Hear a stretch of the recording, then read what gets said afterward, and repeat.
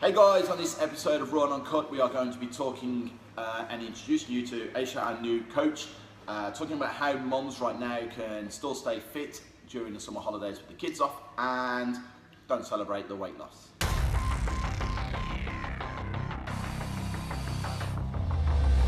Right, so hey guys, I would like to introduce our new coach, Aysha. I'm going to let her tell you a little bit about herself right on the spot. Aysha, not like the country. Not Asia. Not Asia. Not Aysha. Aysha. She's just got a weird name. Aysha. You could have just gone with a basic name, but no. I don't think that's even a name. I think she's just made it up. It's the first day. She's got her new shoes on, and new leggings on. She's all new. She's all ready for her brand new. Yeah, So, do you would like to introduce yourself? well, you've already introduced me, What but do you- yeah, what do you I'm want to tell us Aysha. about- I'm tell us a going bit to be about working you? down here with you guys. She's really excited about it. See how that works out. Yeah, I'm excited. You all seem quite nice. Yeah. Fucking shit, no shit. She hasn't been there long enough. No. Yeah. And as you can tell, she's female, and so is he. Brilliant. So is he. Excellent. So she's going to fit right in at home. So come on, let's jump straight into it. We'll do a proper video, proper nice little interview with Aysha, so you go and get a bit more in depth about her. So the reason this subject's coming up is because one of our clients, in fact, quite a few of our clients are off with kids, and they're really struggling to stay on their fitness regime while the kids are off. So It's great. The roads are quiet. the roads are quiet. Yeah. I love some holidays. So come on, what would be your top ways for mums? I usually, well, I haven't got kids, but I try and encourage them to get the kids involved. So either get them to use a stopwatch, and then just give a kid a stopwatch or an iPhone and get them to time you. Yeah, I think it's Christmas, so just give them something to play with. It's good you can have kids. It's a stopwatch. Yeah. You can make But a just shit dad. try and get them involved. Like, I know I've said to some mums in here, try and get your kids involved, even if they're counting your burpees or they're counting your press ups. Or they can get involved and sit on your back or something, I don't know, make it harder. Staying like with that sort of theme is like if you're going out for a day, go to like sand dunes or something like that for a day out, and you can get involved. Like you can do so much exercise on sand dunes, like running up and down, get the kids involved. They've loved that. Yeah, They would love being outside doing You stuff. have a Mars bar. Bribery works really well. Yeah, bribery works really well with kids. Yeah. What would you do? Like, just get them involved in circuits and stuff like that. Cool. What, get the kids involved? Cool.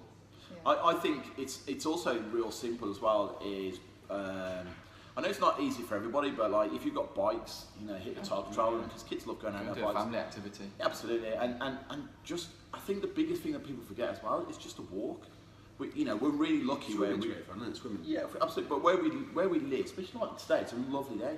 Going to the beach and walking the beach Yeah. with your kids, Yeah. getting involved. I think when we get like parents, I think people think that, they're not getting in the gym, so they're not lifting weights, they're not doing their cardio that way, then they're not exercising. But there are so many other ways that you guys can be exercising for your kids.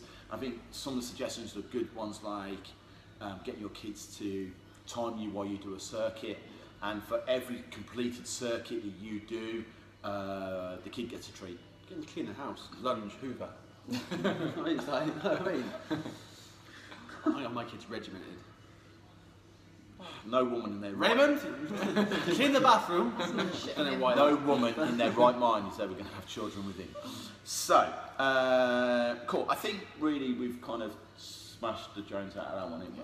Yeah, It's as long easy. as you're, It's long and short. people of it, think, it's easy. people think they're not getting in the gym, it's Fail. oh no, fail. It's an excuse to fail. But as long as your food's on point and you're still on plan, your food is on point, you're still on plan. Doesn't mean you've got to hit the gym. It's only 6 weeks summer holidays, isn't it?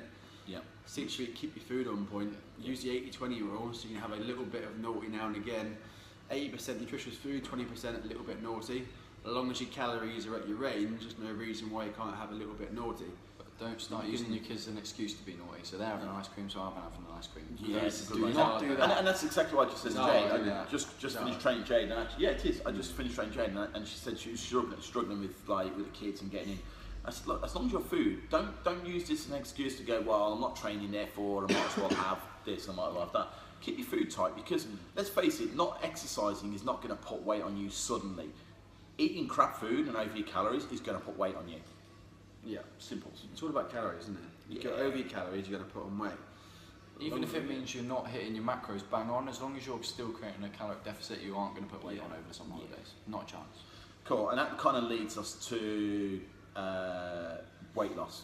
And because again, we get people coming in, and we still, even though we're trying to educate our clients when they come in, they still jump straight on the scales and get all excited when they've lost 2 kilos.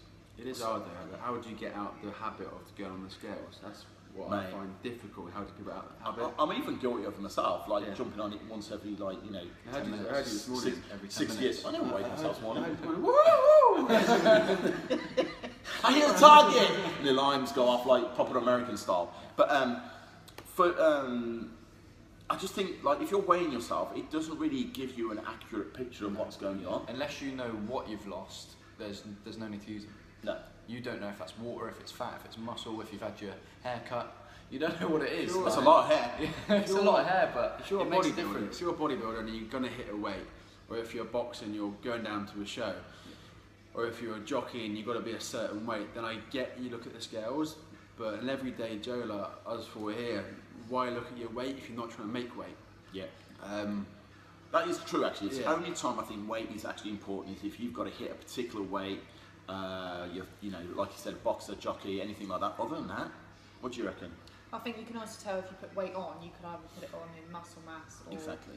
you can tell if you put it fat or muscle because you'll look leaner or... Exactly. There is no accurate way to measure fat. The only accurate way to measure fat is when you're dead, when they take the fat out of your body and weigh it. That's the only accurate way. You got DEXA scanning, you got weighing in water, but they're still not pinpoint accurate. They give you a bloody good indication. You know what I mean? So there's no real 100% way of telling how much fat unless you're dead. So, you know what I mean? So don't be too hurt up on that. I go by tape. Tape is the easiest way for me. I'm a clothes feel. Yeah. So if my belt's getting big And as it is also how you now, look in the mirror as exactly. well. Yeah, how you look. See, the reason we bring that up is again because the emphasis always seems to be on weight loss. And I think, so we have a machine that we assess, so we'll give you a body fat percentage, and people are like, oh, that sounds quite high.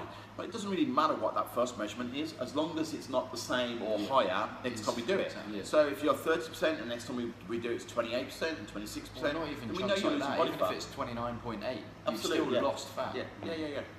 And also again, the look, you know when you're gaining weight because your trousers are tighter. Yeah. It's simple as that, isn't it? Because when you're building muscle, you don't get a thicker waist. No.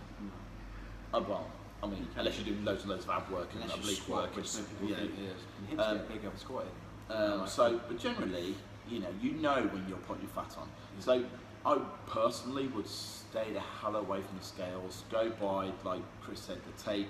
Progress photo is a really great way as well. Photos are awesome. I'll tell you more. We get clients in and we tell them we're going to do their photos, and they hate the idea of it. But we do them anyway.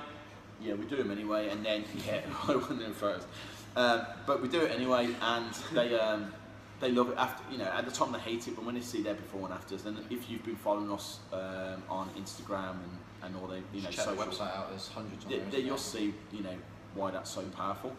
And